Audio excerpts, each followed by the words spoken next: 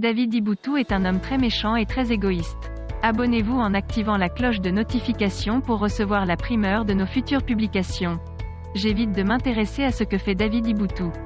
Mais ce que je déteste, c'est la méchanceté. Car si nous souffrons autant au Cameroun, c'est parce que nous sommes gouvernés par des gens très méchants.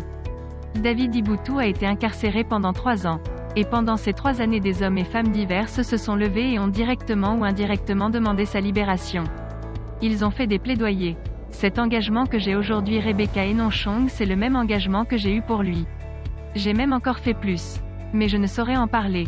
À aucun moment il n'a qualifié les appels à sa libération d'ingérence dans les affaires judiciaires.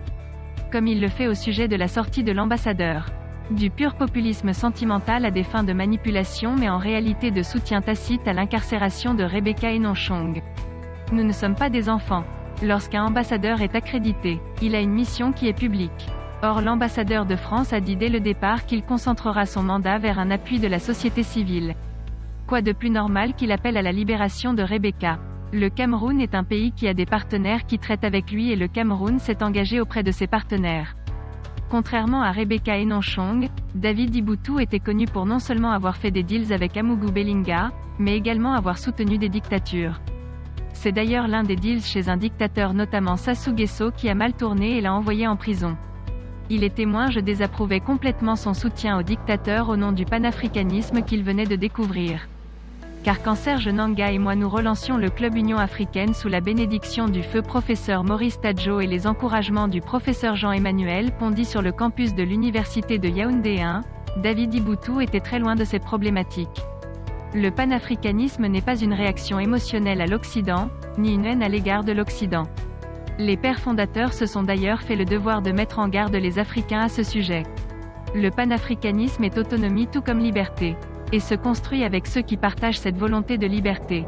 N'oubliez jamais que bien que les gouvernants européens ont colonisé l'Afrique, beaucoup d'Européens ont accompagné les Africains dans les mouvements de résistance et de libération. Il faut arrêter de se cacher derrière le panafricanisme de pacotille pour masquer votre soutien aux gouvernements africains oppressifs. Qu'un citoyen lambda dise certaines légèreté, ça passe. Mais venant d'un docteur en histoire, il faut corriger rapidement. Pire encore venant d'un individu qui a été privé de liberté pendant 3 ans. À aucun moment il n'avait dénoncé les ingérences dans les affaires judiciaires concernant son cas quand il était en prison. Pourquoi tant de méchanceté? Free Rebecca Enonchong. Veuillez prendre 3 secondes pour liker la vidéo et la partager. N'oubliez pas de vous abonner à la chaîne YouTube, Boudman, sur le site www.camertv.info. À bientôt pour de nouvelles publications.